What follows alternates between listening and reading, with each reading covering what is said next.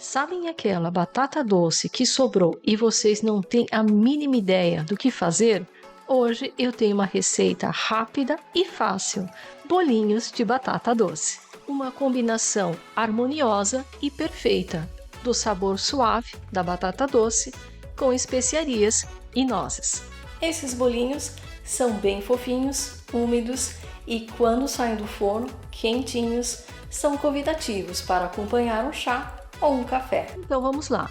Meia xícara de açúcar refinado, meia xícara de açúcar mascavo, 2 ovos, meia xícara de óleo de girassol, extrato de baunilha a gosto, 1/3 de xícara de água, uma xícara de batata doce cozida e amassada, que dá mais ou menos quase uma batata doce. Uma xícara e 3/4 de farinha de trigo. Para as especiarias, canela em pó a gosto e noz moscada.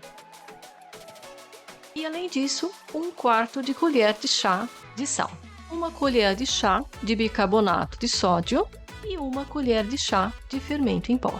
Meia xícara de nozes, mas é opcional. Primeiro, a gente vai misturar os ingredientes secos, peneirando a farinha de trigo em uma tigela. Assim vai garantir toda a maciez desses bolinhos. Depois, basta adicionar o bicarbonato de sódio, o sal, canela em pó a gosto, assim também com a noz moscada. Agora é só misturar os ingredientes secos e reservar.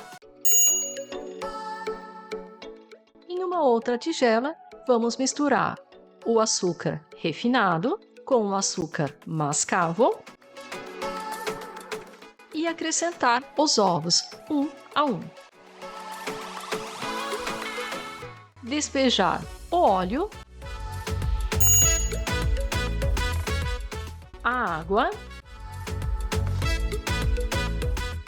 o extrato de baunilha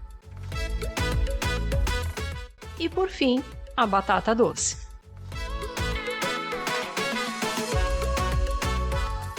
Em seguida, dar uma boa misturada.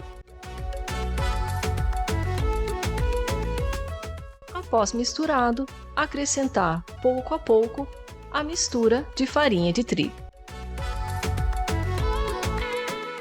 Somente misturar, mas não de forma exagerada, isso é muito importante.